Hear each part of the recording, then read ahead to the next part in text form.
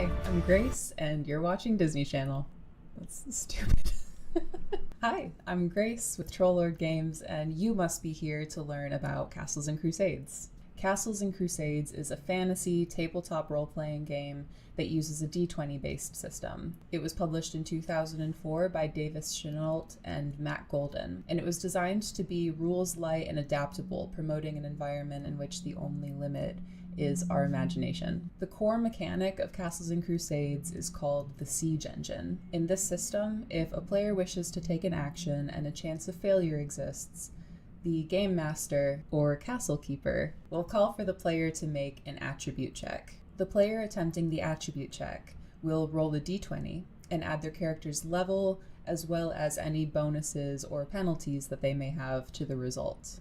The player will then tell their castle keeper the total, as well as whether their associated stat is primary or secondary for their character. If a stat is primary, the challenge base is 12. This means that in order to pass, the player's result must be greater than or equal to 12. The challenge base for a secondary stat is 18. This number can be altered by the castle keeper depending on how easy or difficult the attempted action may be. To quickly review, a challenge base is determined by whether an attribute is primary or secondary, which sets the base of 12 or 18 respectively. A challenge level is a modifier of difficulty determined by the castle keeper, usually within plus or minus 6 of the base. These two numbers combined make up the challenge class, which is the number that the player must meet or exceed in order to succeed in their action. For example, Nick is playing Grognar,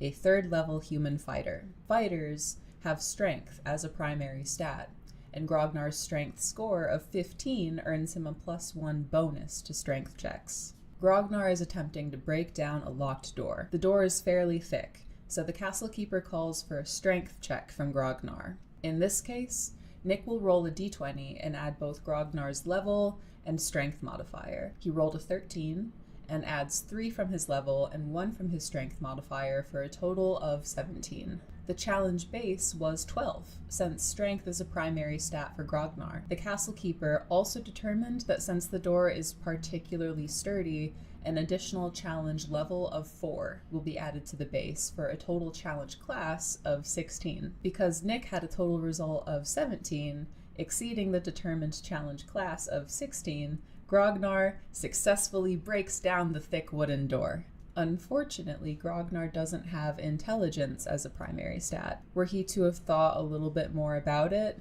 he would have realized that maybe the door was locked for good reason. As Grognar bursts into the room, he is met with the fearsome gaze of a dragon, who immediately unleashes his fiery breath on the reckless intruder. Grognar must now make a dexterity check to avoid being barbecued. Since dexterity is a secondary stat for Grognar, it'll be much more difficult, with a challenge base of 18. And because this is an ancient dragon, the challenge level is 34 as determined by the creature's entry in Monsters and Treasure, for a total challenge class of 52. Grognar is instantly incinerated. His dust is swept up, mailed home, and Nick must now roll up a new character. A life lesson to take to heart. In Castles and Crusades, life is cheap. While many systems allow you to embody the veritable fantasy superhero and save the day with lots of proficiencies and world-altering magic and outrageous feats of strength, Castles and Crusades scales the experience back a little bit. Your adventurer will truly start out at the bottom when they set out on their journey, and you'll have to play smart to ensure that they live to see the end. So, sorry, power gamers, but there's no way to break CNC. But fret not. While this system is built to avoid the rampant power creep that we see in other games, you'll be rewarded for teamwork and creativity every step of the way. From all of us here at Troll Games, may your castles be sturdy, your dice favorable, and always remember Rule 16. An ancient indecipherable tome in the hand is worth 2 in the bush. Thanks for watching. Hi, I'm Grace, and you're watching Disney Channel. That's stupid. Troll Games has been in business since 1999, publishing Swords and Sorcery, D20, Gary Gygax, Castles and Crusades. The latter of which is the most fantastic role-playing game that you would ever, like... What the fuck? It's true. Chenault Games has been in business A since story 1999. once spoken is ageless. The dungeon imagined without end. The curious are the ones most courageous. The tree that endures has to bend. From stillness the mad mage is stirring. From countless voices the castle takes shape. Zagig will test the enduring. Those unlucky will never escape.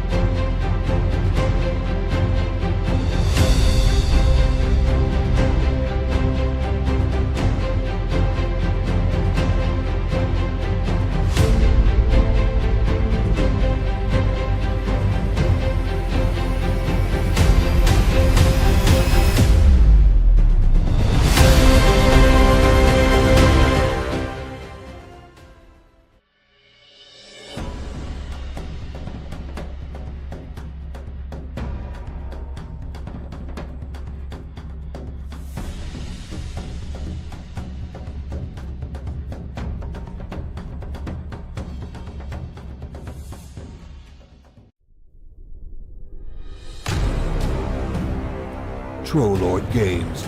Join the fray. Are we live? We are live. Excellent. Welcome to Tuesday afternoon, October 8th. Fellow travelers. That's what we all are. We're travelers on this meandering road of lunacy that we just can't seem to get off of. Not that we would want to. How's everybody doing today? I am Stephen Chenault. This is Ask Me Anything. Troll Lord, dude, man in charge, whatever that means. Welcome everybody for joining the chat. We have had an extraordinarily busy afternoon, which is really good. All of the catalog pictures landed from what's his name? I always forget his name. He's a brilliant artist, Richard Witters, and they look fantastic. 24 images. Each of these will be assigned to a product, and we will throw it up there. You'll be able to download the catalog. You'll be able to peruse it, whatever. Buy it, whatever. Not buy it. We'll have it for free, but throw it in whatever's. In any orders. Let me see if I can find one. I'll give Chuck a couple of these images to toss up into the stream. Let's see, that one and that one will be perfect. Chuck will get those up here in a few minutes. But how is everybody doing today? It's been a crazy 2 days, and which is always good. Always good. We've got. Sorry, I didn't mean to interrupt you. I was just going to say we had a couple questions already about because I ran the video and stuff about Castle Zagig. Real quick, guys, there'll be an ad running in here, but just so you can do it right now, there's where you can sign up for updates. And when it comes out, Steve will answer that big highlighted question right there. Steve, if you can answer that one, and then answer about when the Kickstarter will be. Will the revamped re-release of Castle Zagig be completely new and nothing like the actual Castle Dungeon designed by Gary Gygax and Rob Kuntz? I've been told the new TLG version cannot possibly use everything that exists due to copyright, so things will need to be added, rewritten, because of the original was something like 60% Gygax and 40% Kuntz, with some portions written by both designers. So your understanding, and I think, is a little bit different.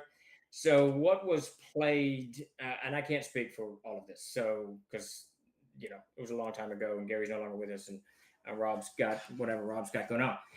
So they played in Castle Zagig a lot, and what they played through is not necessarily. I mean, some of that obviously, but anything Rob did, we're not going to do.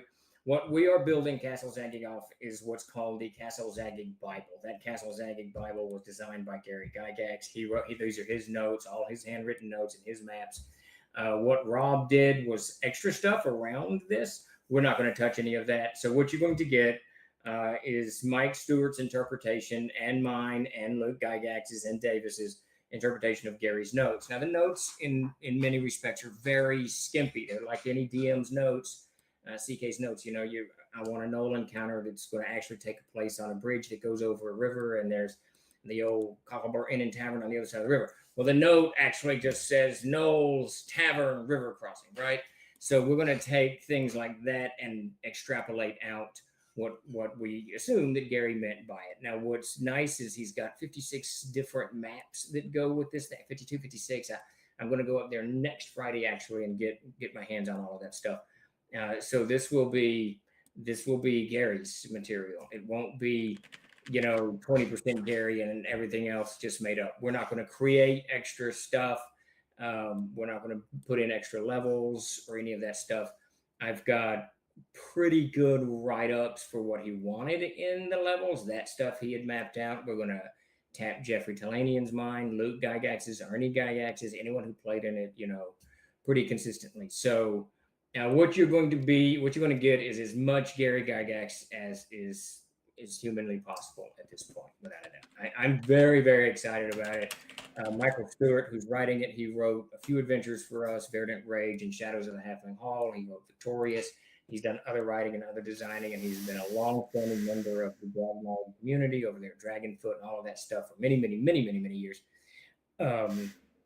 He writes in that Gygaxian vein. He really has the old 1980s, 1970s style in his mind when he's writing. So I think we'll get it pretty close.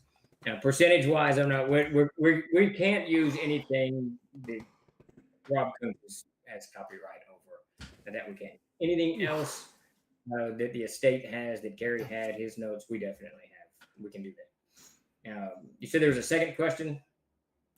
Just basically when the Kickstarter, we're planning on it being in February. January, February. Yeah, late January, early February.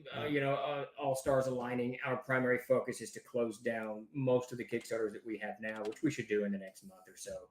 We're well on that direction, and I want that stuff kind of moved on and on everyone's bookshelves, so we can really focus on Zagging and diving into it that way. So it'll be very, very good.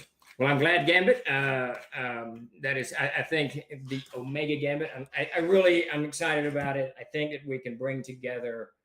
I remember quite a bit. Peter Bradley will be involved, and he had a lot to do with designing levels. He mapped out levels 1, 2, 3, and 4.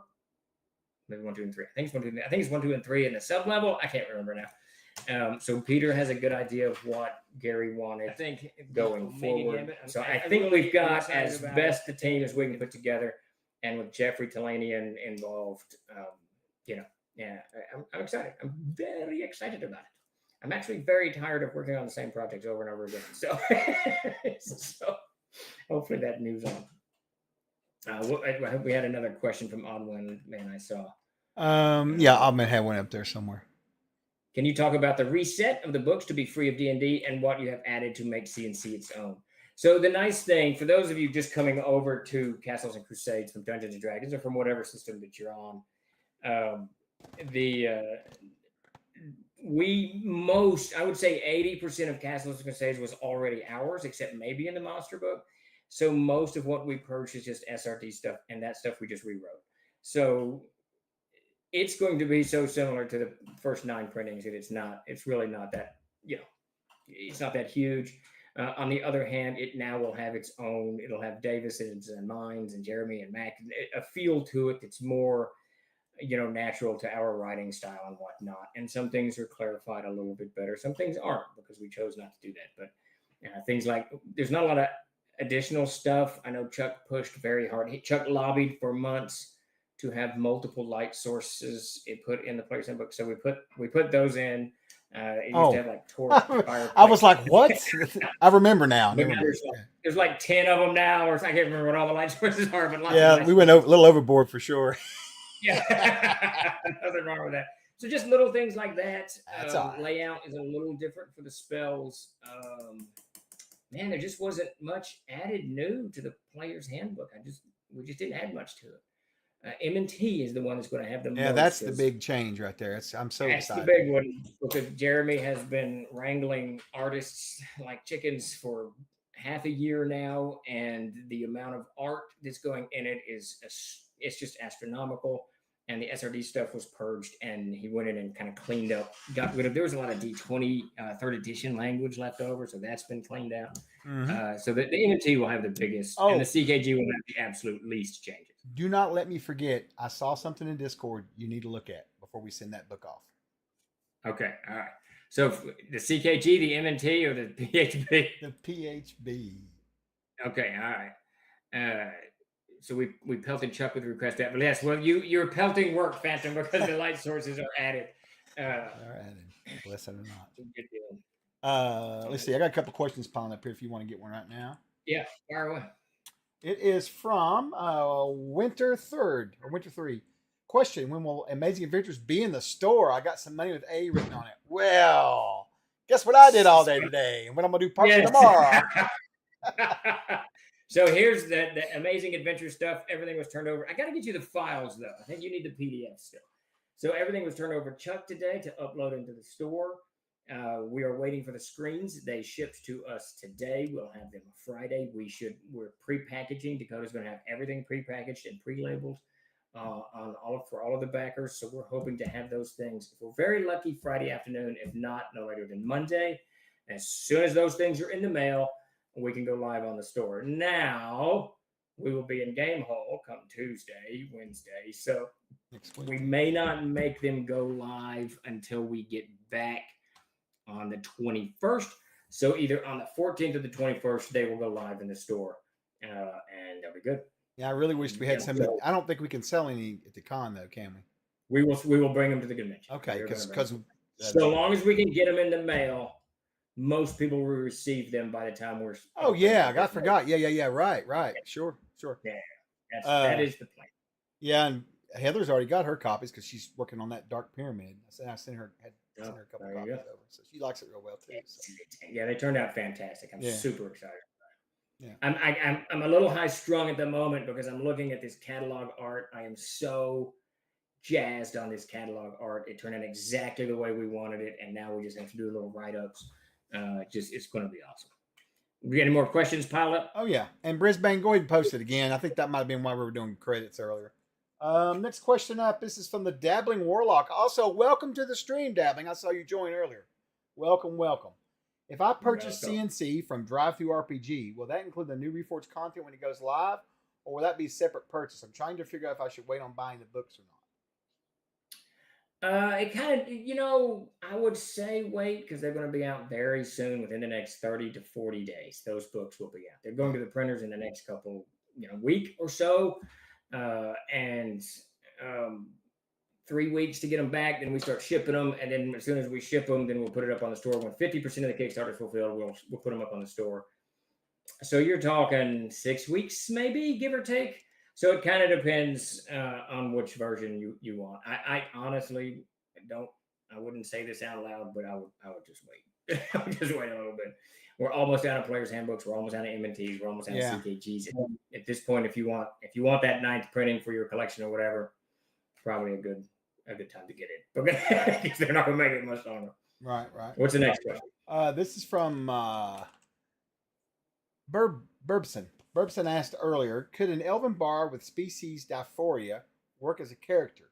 I'm currently toying with the idea with a dragon flavor to it. What does dysphoria mean? Someone's going to have to give or me dysphoria, probably. I think I mispronounced that. Dysphoria? Well, either one. Dysphoria. Dysphoria. I don't know. Yeah, I don't either. So I'm also dysphoria. Is that where's? I know that Jeremy knows the meaning of that word. So Jeremy, I guarantee you, Jeremy knows. He's got more language knowledge. I thought that you and Davis were the champs, but no, that dude has no life. Yeah, Jeremy's got a great. He knows it all. I'm proud to report a championship. Jason Graham, excellent. But was finally defeated by Luke. It's like you're feeling you're in the wrong body. Okay, so you're an elf that doesn't want to be an elf. All right, so let me go back to that question. That sounds pretty cool, actually. Mm-hmm. Question: could an elven bard with species dysphoria work as a character? I am currently toying with that idea with a dragon. Yeah, absolutely, you could do that. In fact, I'll just pitch Aird a little bit. So, in the world of Aird, before the Millennial Dark begins, the elves actually gather their wizards and their sages and whatnot gather, and they leave the world of Aird knowing the apocalypse is going to come. Some few stay there. So 1,000 years later, during the Winter Dark Wars, when Unklar was being overthrown, the elves return. So it would fit perfectly to have an elf who really is racked with guilt and has this, feeling of not wanting to be an elf in the world of air. Now, obviously, in CNC, it would go too. I think it'd be very cool. Yeah, absolutely. Right. All right. Next up, Sundance Kid 007. Should the New York Jets hire Bill Belichick or Mike Vrabel? Mike Vrabel. Belichick's washed out. Moving on. Next question. I'll have to follow Chuck on that one. Have the Jets won a game anytime? I always hear bad things about the Jets. I don't know. Let's see. The question.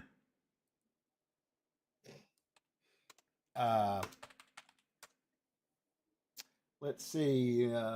Ray Tales, isn't there a free PDF on the store? Oh, yes, there it is. Someone stuck it in there, and there it is again. There you go, guys. Yeah, you can get the M&T and the PHB right now. They're the older printings, but you can learn the game because the game hadn't changed. Good. Let's see. King Kothar asked, what is the ETA on the core books from the printers? 5 weeks? So we hope Finn will have the player's handbook to me by Friday. We'll get the edits, and I'm hoping the player's handbook goes before I go to Game Hall. Yeah. And then the M&T is deep into layout now. The M&T is laid out. Let me put it this way: the Monsters Treasure is laid out, and now Peter's putting the art in. And the hardest part of the Monsters Treasure was giant tables. So it'll go to the printers right after we get back from Game Hall, because Finn will be reading it, and Finn's going to start reading the CKG for the last pass on Thursday. So we're really, in the next 10 days, whatever it is. If it wasn't for Game Hall, it would go faster. I'm half tempted to stay back from Game Hall to make sure that these things go to the printers, but I got to be in Elkhorn on Friday, so I really can't. Funny enough, if you didn't have to go there, you could actually have set that out. Yeah.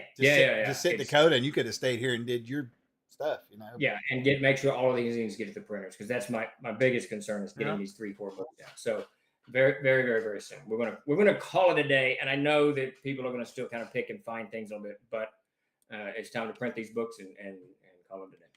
Right. Let's see. From McLute, he says, do you have any third-party CNC creators you want to shoot out? I know what he's talking about. McLeod, I want so badly to someday have a page where we can just list third-party providers, so I can just drop a link and say, go here. Yeah. And that's on the list. I hope to do it someday. But right now, it's kind of scattered. We've got people all over the place, actually. I think we've probably got a good, probably up to 10 people now making stuff, or probably more. Yeah, we need that. We struggle with the website all the time because there's so much information to put out. And it's like when you go to the store, and we gotta talk to them about that store, Chuck. It needs some loving. When you go to this, so many products, and with the Codon deck, we're bringing so many products back that there's this constant churn, and it's going to get worse as the season unfolds, because we're going to have, as these Kickstarters fulfill, all of that stuff will end up on the store too. So it's trying to figure out how to make the webpage navigable so you can get around it easily, but also access all of this information. Yeah, there's a lot. It's nuts. It's nuts. Let's see. Silence from Australia asks, could backers receive a preview beta version of Exalted? Please, like we did with the other recent previews. Yes, absolutely. So the first thing you'll get is Infernum, and we've edited the demons, and the art's all done for the demons, and we've finished the devils, and I think it's half edited, and the devils are right at about half done. So as soon as Infernum's done, we will send you guys a PDF.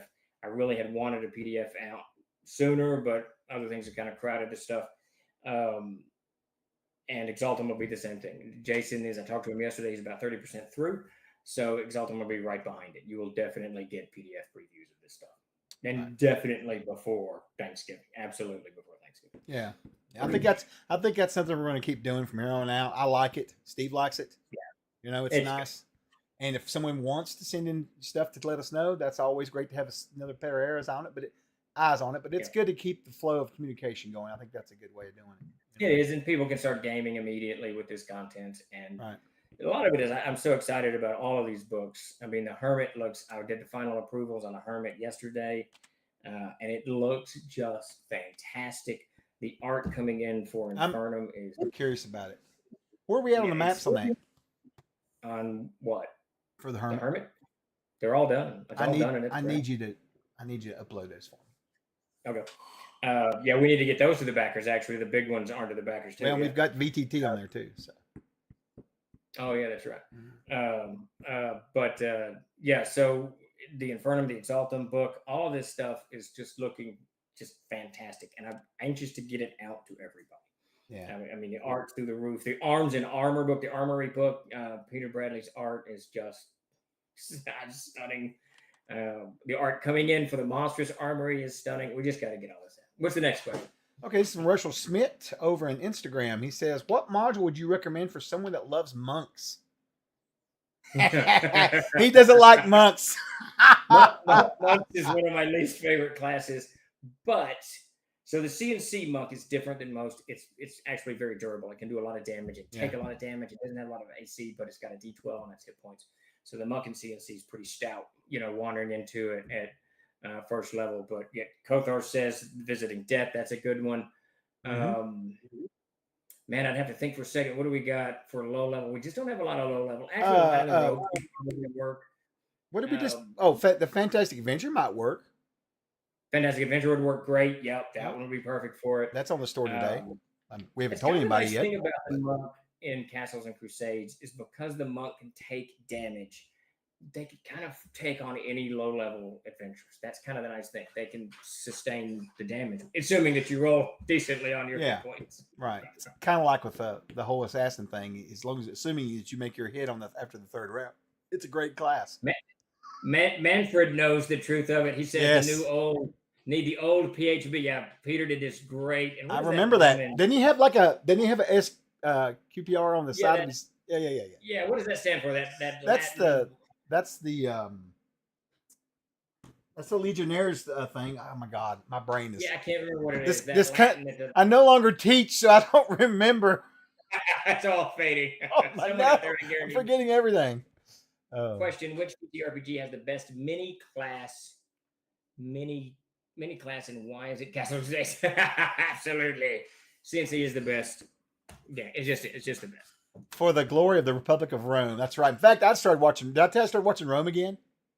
I'm almost done with it. I've burned through it again, and then I'll finish up with Spartacus. Then I'll be out of Gladiator movies. Maybe I'll watch Gladiator actually after that. But anyway, next question. No, I actually finally saw the trailer for Gladiator 2. What do you think? Okay. It looks like they got some good people in there. I was wondering. Yeah. Winter 3 says, will backers be able to purchase more PHBs before Kickstarter is fulfilled? Yes.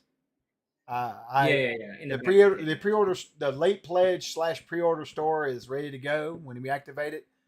I did put in PHB, CKG, M&T, and the Codex of Aird, and they do have a little bit of a discount, so that would be a good way to save some money for sure when it goes live. We should probably go live with that, absolutely. Steve. What do you think? Probably next week or something, or sooner? Well, no, as soon as they get back with us, actually. Yeah. Well, no, that's for the Hermit. Oh, that's right. I thought he was asking. Oh, he was asking about for the. Never mind. Yeah. So well, Chuck's going to get back from Game Hall, and I got to immediately get into that. So the Hermit will be. We're gonna open that this week. Yeah. By the end of this week, a whole lot of stuff's going to be situated. Whole lots of stuff. Yeah. Aramo says, this is so weird. I was just listening to Steve talking about the monk this morning on a 2 to 3 year old GM Tricks of the Trade video. Speaking of which, we also have that on the store today. I put up 3 new things on the store today, right? Yeah, it hasn't been officially announced. It won't be tomorrow, but on the store right now is the printed version of GM's Tricks of the Trade. You can go scoop it up if you want, and it'll be in tomorrow's newsletter. And Chuck also put up the Hanged Man and Fantastic Adventure, yeah. Wow. Let's see. It's been a busy week, and it's just Tuesday. I know, right? I feel like I'm tired already. Next question. This is from Oddman. He says, how much new stuff is added, or is it a rewrite, to be free? So the free version, we actually haven't updated at all. Now that's coming. That's a plan. Yeah. That soon. I don't know what's defined soon as 1 day to 2 weeks. 3 or 4 months, 2 weeks, whatever. Yeah. So the free version of the Player's Handbook really needs to be brought up to speed with all kinds of stuff, both art, presentation, and all that stuff. We just have not had time to even tackle into that. So, and if you are alluding to the idea of new content, is that going to be free? It's just the new content's just in the new books, and there's so little actual change to the core books that it is no. I mean, there's Maybe he meant. Phantom said, I think he meant to be free of WotC OGL. Oh, I see what he's saying. Oh, yeah. It will definitely be free of that. We have worked diligently to make sure it is free of that, and all of the books. I do a quick comb over, then Jeremy jumps in, and Jeremy makes sure it's free of it, both spells, monster names, and whatever else. And because everyone here who writes for Castles and Crusades really paid, except Jason Vay, he's the only exception, paid almost no attention to the SRD, which means we didn't use content. We just made up our own stuff. There's nothing in the Monsters and Treasures of Air, hardly anything that's SRD. Yeah. Well, it's nothing now. But so the changeover for us was pretty easy. We just wrote our own stuff for like 90% of it. That's right. Yeah, and it's I think there is nothing on the store. If there's something on the store, it's OGL free. You can guarantee that. There's a few books that still need to be cleansed. Like right. Oh, we got. Well, there's a few, but not many. I mean, Adventurer's Backpack that needs to be cleansed. Spellbook. So those two. There's probably a few books, but they will all. The Adventurer's Backpack will be next year. That's one of next year's projects. Yeah, I think we ought to try to do that and a spellbook together. That'd be great. Yeah. I dread doing that spellbook. And do it right. Oh, I know. But I can't wait to see it happen, though. It causes me a lot of pain. A lot of pain to table every week. Sounds like a job for Jeremy. Well, both of my groups here at the house want to use the ABP and that freaking spellbook. You see, Jeremy said no. I said no. Jeremy just resigned he just resigned. I'm done. I know, right? I'm out. All right, next question from the Dabbling Warlock. Will you be updating other books like Classicum, etc.? Yeah, so those books are going to be all rewritten, every one of them. Finn is almost done with the finished book, and then I think it's Germania, but it might be Nordic. I think it's Germania he's doing after that. I don't remember. Each one of those is redone, and he's like 95% done with Finland and 70% done with Germania, something like that. And sometime next year, you'll start seeing those rolling back. New art, all new text, all new classes, magic items, all of that stuff. Yeah. We got a much better handle on it this time. So as those sell out, we'll do new ones. McLute, how much chuck could a chuckwood? Oh, look, I think you messed it up here. How much chuck would a chuckwood wood? Yes, you messed it up, McLute.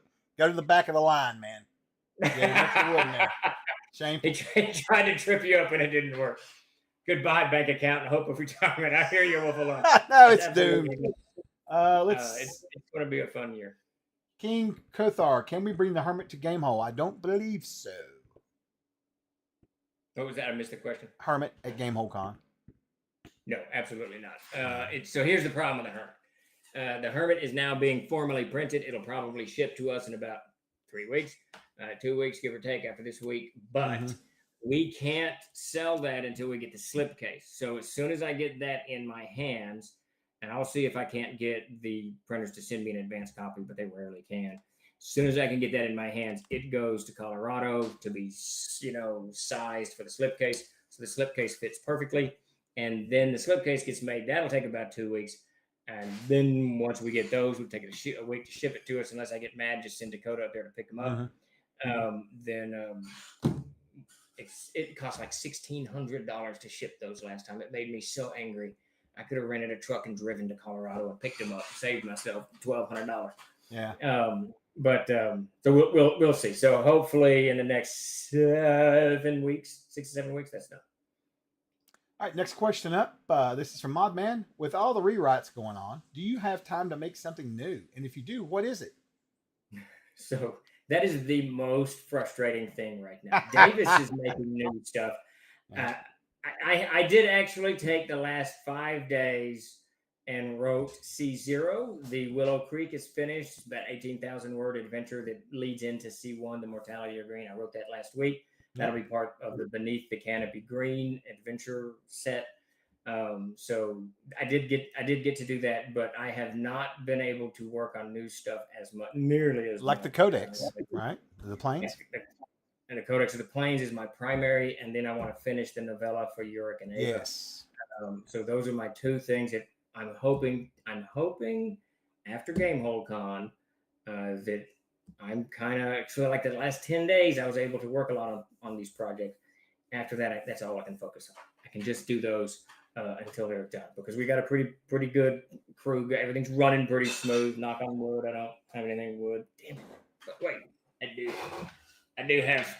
I got my metronome. Christ, don't start that again. Oh my God. I still have trauma over that at night. Sometimes I'll dream that shit's going. Oh, I know. I think, didn't you do a stream one day where you were writing and we did it just to see what would happen? Yes. It drove everybody insane. I had the metronome going. Yeah, I remember. Next question is from Art Claude Bruce, one of the artists that you actually consigned for work on our books. Recommended first adventure for CNC beginners from your store. Phantom J popped out the old Shadows of Green Sky, which I know that the pre-gens in that is perfect because we worked on them. They are fixed at long last. That's probably a really good one. If you're looking for anything else, I would probably recommend Fantastic Adventure, which I put up today. That's a really good first, second level. Fantastic Adventure is a great intro. Yeah, it's fun. It's fun. It's simple, right? And it's very contained, and the violence is less. So yes. You can have it if you want, but Fantastic Adventure was literally designed and written by Matt Golden for intro into the game way back in 2000. Oh yeah. He promised me about 6 months ago he's going to write a second part to that. He hadn't done it. The bastard. Wait. When did he promise you this? About 6 months ago. No. Oh, really? I'm making a note. That was like the first thing I ever bought, I think, from TLG. Maybe. Oh, was it really? I've still got it. I actually took it and put it.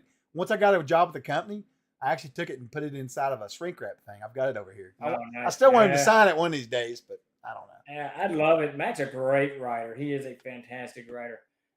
He's actually a great castle keeper too. He just doesn't like to CK. He doesn't like to do it. But if you ever get a chance to sit in Max games, they're right. Awesome. Right. Why do PLG like green so much? That's Steve that likes green so much. But let me point out though, but we also have two other colors that he loves, which is a slate blue and a burnt orange. Burnt orange. Love me some burnt orange. Yeah. I'm going to give everyone some kind of migraine because I'm looking at having some neon lights made for Troll Lord Games' booths. Oh, and they're Lord, going to be orange.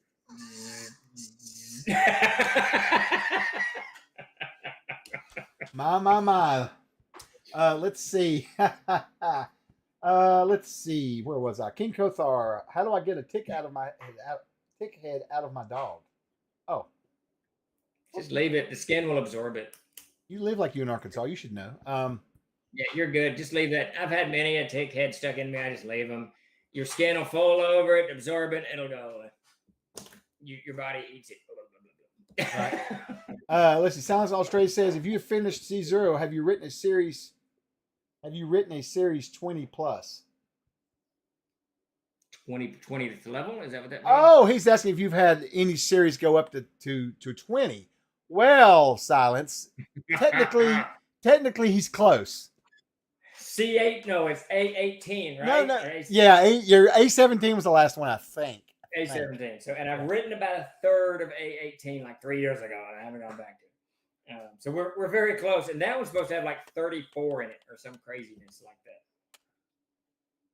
Yeah, it's nuts. That's level 15. And A Wolf Alone, you'll be glad to know that in C0 you have 2 river crossings and then some moats. So it's a lot of water in C0. Just went heavy on it. Oh my word. Let's see. Commander Pete says, oh, we already answered that when you asked about the green. We may be all caught up. Let me check over here. Might be. We caught up? Yep. We're caught up finally. Yeah, it's good. throw those images in. Oh yeah, I completely forgot. I mean, they're up, but I forgot about them. So for you that have just joined us, we're going to start the stream over. Yeah. So one of the things we've been working on kind of quietly behind the scenes is a new catalog. And Davis and I talked about this, I don't know, 3 or 4 months ago. We want to do a different approach on the catalog as opposed to what, normal, blah, blah, blah. The first thing that we wanted to do was create a Sears and Roebuck toy-like catalog. For those of you my age, a little bit younger, you guys remember the catalogs when we were kids. You'd get the Christmas catalogs and all these toys and all this shit in it. But we don't really sell that many toys, as in any. So we decided to go a different direction. We've created, the artist just turned them all in, 24 images that'll go in this small catalog, and each of them will be associated with a book or a line of books. And it's just people in these, you'll see what it is. It's just these kind of semi-realistic, whatever it is. This is a gnome holding up a backpack for a girl. And each of those pictures will be associated, like that one at the top is associated with the adventurer's backpack. The one beneath it, I can't remember which one we associated the one beneath it with. Was it the NPC Almanacs? I'd have to find it. I'm not sure what I did with that file. But though each of those little images, there'll be a QR code that takes you to, to whatever site, whatever page, or whatever have you. But I'm just so super jazzed. All of these pictures turned out, all 24 of them. They're phenomenal. I love them. Absolutely. Yeah, they're just crazy beautiful. Who did these? Was it the young artist that Davis found that does the? I'm just guessing by looking at it. I don't know.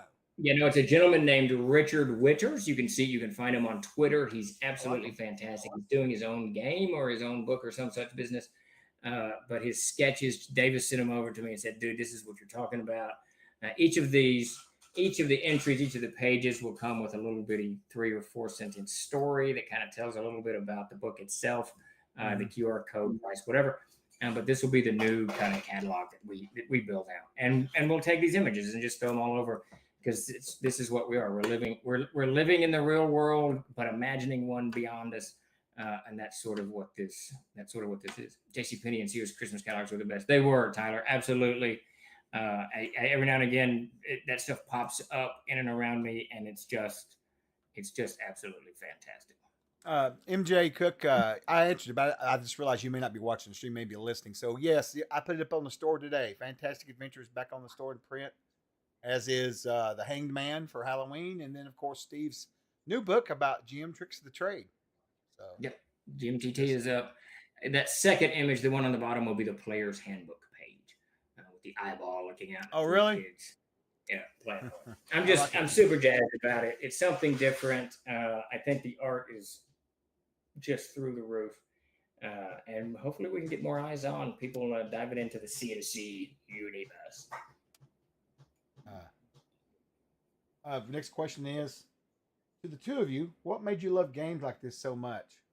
Well, I can answer for both of us. We were born into them. You know?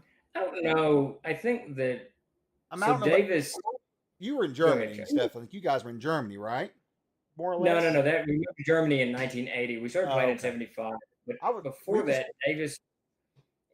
So no one in my family really played games. We would play Risk once in a while, but Davis started reading comic books early on, and then he started buying these war games, the SPI games that came in bags. Vikings is one that comes to mind, and we've still got that one floating around here somewhere. And so I would play these war games with him, and I had tons of toys, Cowboys and Indians, all kinds of stuff that I played war with all the time, and Nazis and Germans and whatever, blah blah blah blah. But the war games kind of gave a different approach to it, and kind of got me into gaming in that direction somewhat. But I was never like Davis was huge into it. I've got his huge notebook out here in the mailroom of his play-by-mail notes for the play-by-mail Hyboria. So he was deep invested in these games. I remember he would get these letters with the movements of whatever was going on in that stuff. And that's how they were games, before the internet back in 70, whatever. And when D&D came out, he didn't really know what to do with it at first. But once he kind of figured it out, he made me a bunch of characters and said, hey, I want to run you in this game. And I was reading Tarzan at the time. I was on like book 4 or 5 of the Tarzan stuff by Edgar Rice Burroughs. I'd read some John Carter of Barsoom. I was just getting into the whole fantasy fiction. So hadn't read Tolkien by that point, interestingly.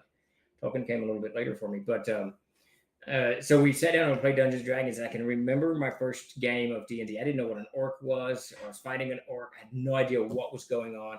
And for me, Dungeons and Dragons really wasn't a gaming thing.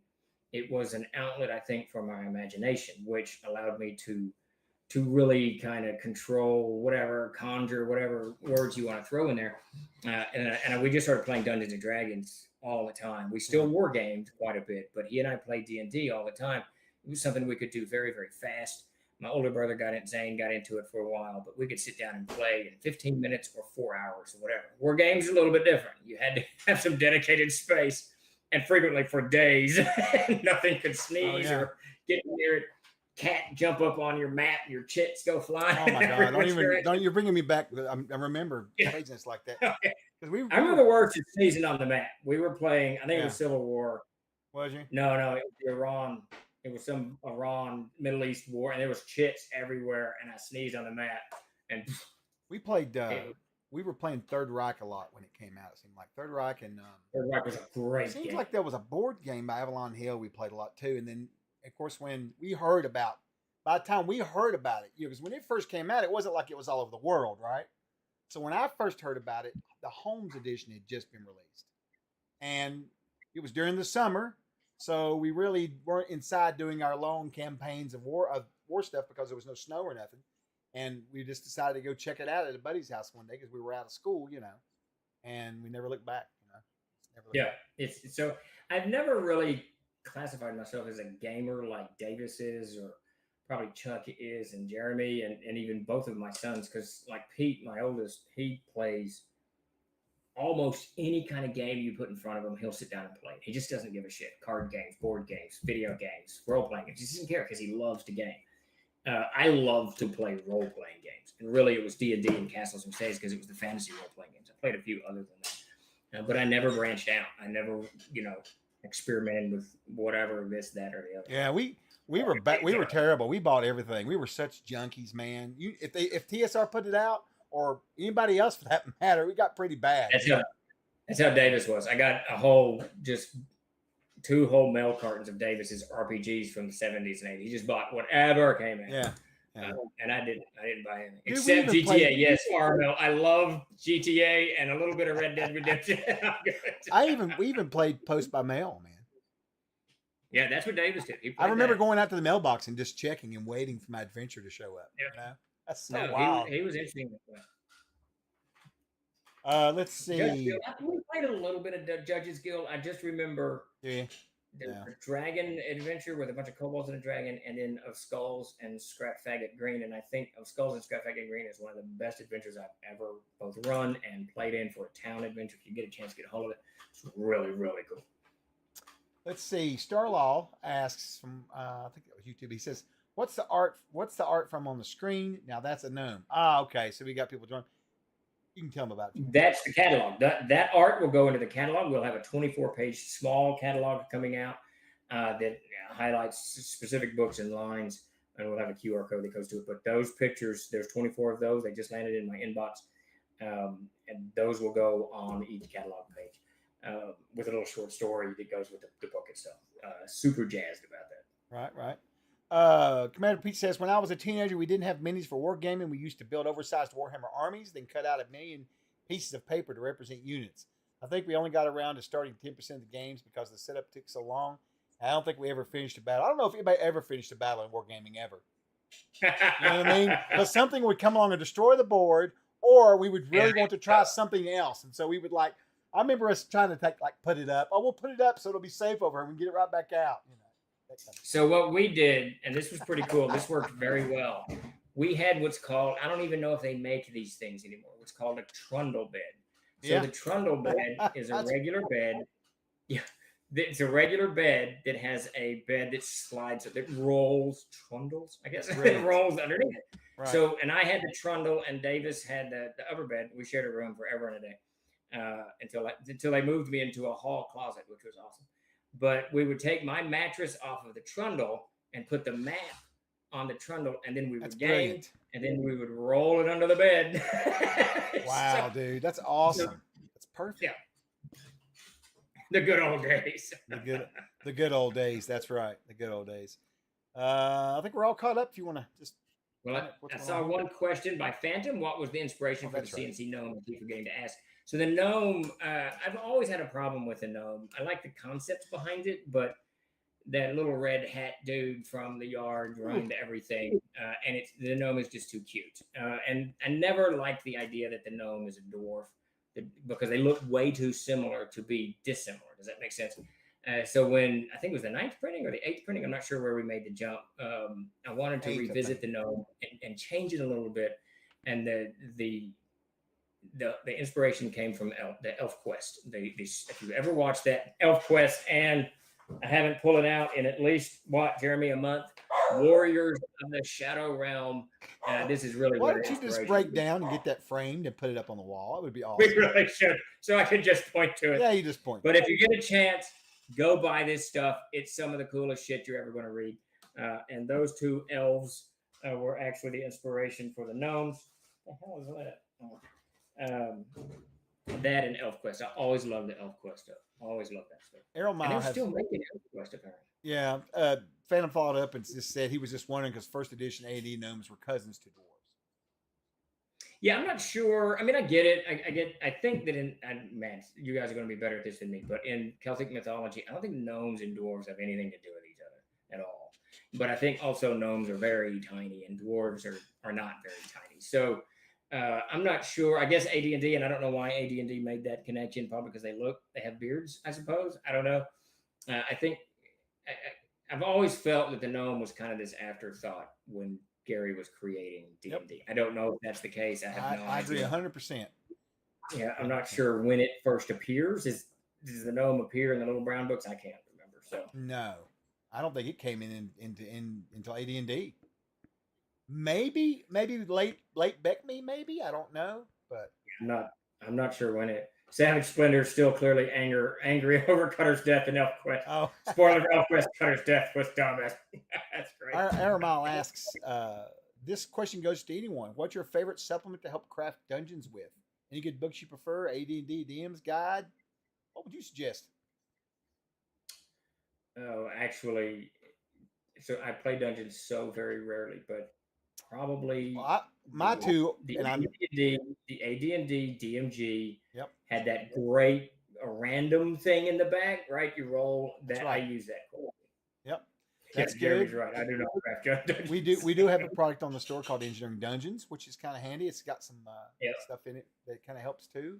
And our CKG's probably got some stuff in there too. It's so big, I get lost a little bit, but. Engineering Dungeons is very, very good. And I agree with the comment just popped up. I agree completely. I never, and I hate to say this, Todd would throttle me. I never liked the Tinker Gnome. I just didn't. I thought it took a class that was already, or a race that was already suffering from, red hat garden guy and just tried to make it and tried to lean into it. And it just didn't, it didn't fly. Starlaw had an interesting take. New gnomes are not bad if you drop the tattoos from them. Yeah, that's interesting. I like the tattoo idea. One of the reasons I like tattoos, I don't have any tattoos myself. I'm not a big advocate of tattoos. I don't give a shit what anyone does, but whatever. But what I liked about the tattoo is it created this. It leaned into something I'd already been doing with the Eshel in the World of Air and the Darkenfold, where you could have a tattoo made and it gives you a bonus in your AC. And so it was another way to strengthen characters at the table without giving them armor or magic items and stuff like that. They have this. The Eshel can carve this tattoo in you. It gives you a +1 or a +2 on your armor class. And I kind of leaned into that with the gnome when I redesigned it. I just tattoos give, for a lot of societies that are non-industrial societies, primitive societies, whatever tattoos is, and even for modern societies, really. It's a way to communicate religious iconography, concepts, philosophical ideas, all kinds. It's just a way to communicate. And I thought that I want the gnomes to be a little bit feral, is what I wanted it to be. And a tattoo for me kind of leaned into that. I hope that's not offensive to anyone who has tattoos, but it is kind of where my mind went. All right. Looks like there's a lot of comments in here just talking about Juan Cholo said over on YouTube, said the gnome was in the Little Brown books as a monster, but not as a player option until first edition. Okay. Interesting. Yeah, that sounds about right, but I don't. Davis made all my characters in the beginning, so I don't remember a lot. Right. He set you up for the slaughter, is what it sounds like to me. But let's see. Oddman says, why CNC? What motivated you to make CNC? So there's three huge motivations to make Castles and Crusades. One was I wasn't real happy selling Dungeons and Dragons 3rd edition. It really wasn't my type of game, and I was the company's main salesman, so that was an issue. The second thing, Gary Gygax had come to us wanting a game to publish his Castle Zaggig material in. That became an issue. We needed something because it didn't fit Dungeons and Dragons. And the third one was Davis Chenault, my brother, and Matt Golden, my good friend. They had been wanting to make their own role-playing game for a while. They'd already kind of created the template for it or whatever, the base for it. So we sat down and I said, hey, man, the company, at this point, they were both kind of out of the company. I said, hey, we need an RPG if you guys want to write it. You're on, and they wrote it, and we used it for Gary, and then it became the mainstay. And they wrote such a good game that when I played it first time, I played it in 2006. I never went back to AD&D. And that says a lot because they had to pry you away from AD&D. I did not want to play it. I'm an AD&D hound. I love that game. I played it from when the Monster Manual came out. That we were AD&D, and I stayed with AD&D until a year and a half after CNC had come out. And Mac and Davis were like, dude, we'll keep playing your game, but we want you to run it CNC. If you don't like it, switch back to AD&D, but you've got to run CNC at least once to see if you like it, whatever. And I ran it, and I did not turn around. I did not look back to AD&D, and I have not looked back since. CNC is, to me, what AD&D should have become as it evolved over time. And it's intuitive, it's easy, it allows me as a CK to react to anything that players do, which any of you guys running a game know that's very valuable. Let's see. Have you ever used, this is from from Shane Cunningham. Have you ever used central casting for character creation? Is that maybe Manny he's talking about? I'm not sure what central casting is. I don't know what central casting is. I'm assuming it's an online site, but I've never done that. I always just kind of make up characters. I usually, if I'm at the table playing, whatever I'm reading or have recently watched is usually going to kind of lean into what I play. Right. Okay. All right. Wolf Alone says, I like Dark Sun halflings crazy. Now that type of halfling I could get into. Inclunade. Yeah. Yes.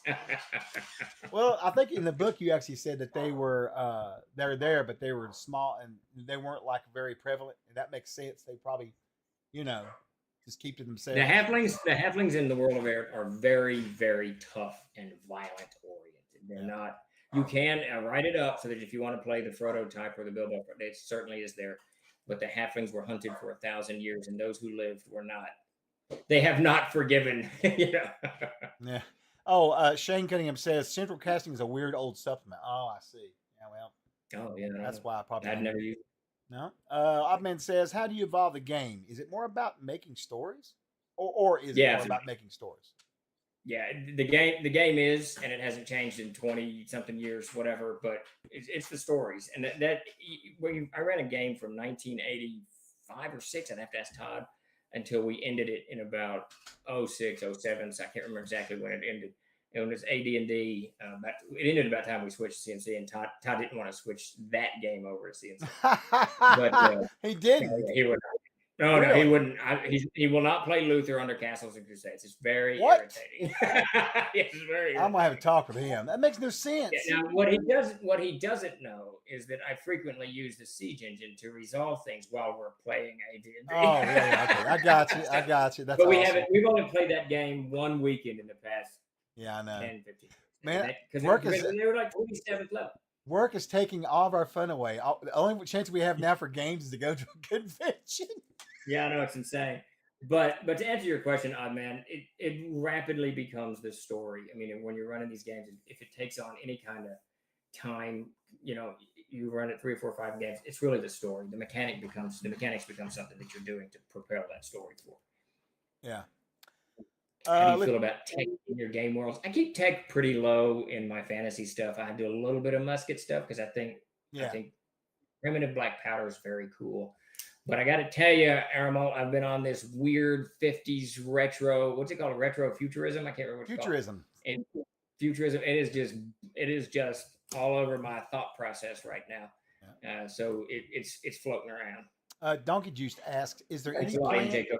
Is there any plans to rewrite and rebalance the adventure books? We were just talking about this about 30 minutes ago.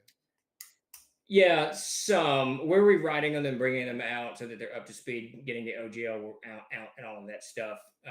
The word balance makes me, I'm assuming he's saying. I'm assuming he's meaning the adventurer's armory and the adventurer's backpack. He said adventure though, so I'm not 100% sure. Oh yeah, well, so for adventures, they'll all be kind of brought up to speed. For those two books, the spell book's going to be a monstrous overhaul. And the adventurer's backpack, it needs a light overhaul on the classes, I think, and some of the stuff needs clarified. And there's a whole lot of stuff that I want to put in equipment wise and character wise in that book. So that's going to get an overhaul, but not with tons of more classes and stuff and all that. Mm-hmm. Mm-hmm. Let's see. There was one more in there. Shane Cunningham asked, "What's your favorite AD&D module?" Mine actually is for AD&D. Tomb of the Lizard King. Yeah, without missing a beat, it's Village of Hamlet. I absolutely love the Village of Hamlet. Yes, it is my favorite. Village of Hamlet. But was Village of Hamlet AD&D originally? Yeah, Village of Hamlet was T1 was AD&D, and then it came out. I don't remember. Now I never played T2, 3, and 4, so I don't know what any of that or what system that was written for. Yeah. But T1 was an early AD&D module. It's just fantastic. Now, my favorite adventure of all time from TSR was, of course, the very amazing Isle of Dread / Inclunate in the past. But yes, it's wonderful. You like that? I'm still it still is T1. It's always T1. Always T1. Yeah. If I have to pick overall, it would be Isle of Dread for sure for me because I just had too much fun with it. Donkey Juice says I like the content. Let's go. Donkey Juice says I like the content in the adventure books. Just a lot of it is cloud or just broken plane shift at level 3 is just a bit much. Oh, he's talking about the adventurer's backpack and the spells. I'm sure, man. Yeah. Let's see. He just ran Tomb of the Lizard King. Yeah, that's an awesome one, man. I tell you what, run that and switch out the dragon in there with the CNC dragon, the black dragon, and it's lights out. Anyway, you're done. You're done. I forgot to say, do you plan on what did he say? Overhauling. Do you plan on overhauling the CK guide for new DMs? No, we're not going to do any major overhaul to the Castle Keeper's Guide. That really is a functional book just for stuff that you want to add to your game, expand. If you want to know what cave systems are like, it's got a whole section on cave systems, things like that. The CK guide is really not a gateway book for CKs. Now, that said, we are working on a gateway for CKs now. Jeremy's actually writing that now. He and Davis or Jeremy's doing it. And that's going to be our kind of shoehorn into teaching people how to run games a little bit better. Yeah. Yeah. As we speak, yes. Let's see. Oh yeah, I remember there was actually in my version of Isle of Dread, I have a Dracula Lich that lives there. It's trapped on the island. People in the Borderlands, that's not one of my favorite, but Matt Golan, that's his favorite all-time module. Is it really? Yeah, it's a good one. You know what I liked best about it was the area around it. You know how they filled out the little part around it? You know, they had the little areas around it. I loved all that. Like the what was that? Like a mad wizard or something? I don't remember. God, that's been forever ago. We're just about out of time, but we got one last question here from Oddman, if you want to hit it. What is made for CNC that was not you, the company, but surprised you very much and is good? Oh, that's a really good one. That is a good question, and I can't remember the title of it. There was this setting written by, and we never did publish it. I don't think he did. He may have put it on his PDF. He passed away a few years ago. John, I can't remember his last name. Oh, you're talking about Mona's. Yes, Mona's husband. Not Salyer. That's my neighbor. God, Mona. I can't remember John's name, but he had turned in this fantastic, really cool setting And in those days, we were just too busy with other stuff to look at much outside stuff. But that thing was just badass. It was just cool. Yeah. Let's see. Shane Cunningham says, I love how the CNC PHB feels like a true PHB. It only lets you know what you know to make a character. You fill in the rest, right? Yeah. So. Good. Hey, Lando's saying the Undying War PDF is okay. Yeah. The store needs a little bit of loving. We're going to be doing I'll that. have to go look and see about that. Yeah, there's just weird stuff going on. All right. We're not super happy with this WooCommerce. Yeah, we do need to wrap it up. I need to go find some dinner. Hungry. Keep it up, Jeremy. Keep it up. What did he say? All right. So I think we're going to wind down. Chuck will be back tomorrow running his show, and we will be back again on Thursday doing a wrap up. And we got some new shows coming on. We were supposed to do one this morning. I think Chuck and I both completely forgot about it. We were supposed to launch the aired one today, Chuck, but we forgot. Which one? So the aired Twitch stream. Oh, wasn't shit. that today? Yeah, well, yeah. Anyways, no big deal. And then next week we'll be lumbering off the game hole, so the schedule will be all goofed up, but we'll try to stream some from the show. Thank you all for showing up, and you all have a great and wonderful evening.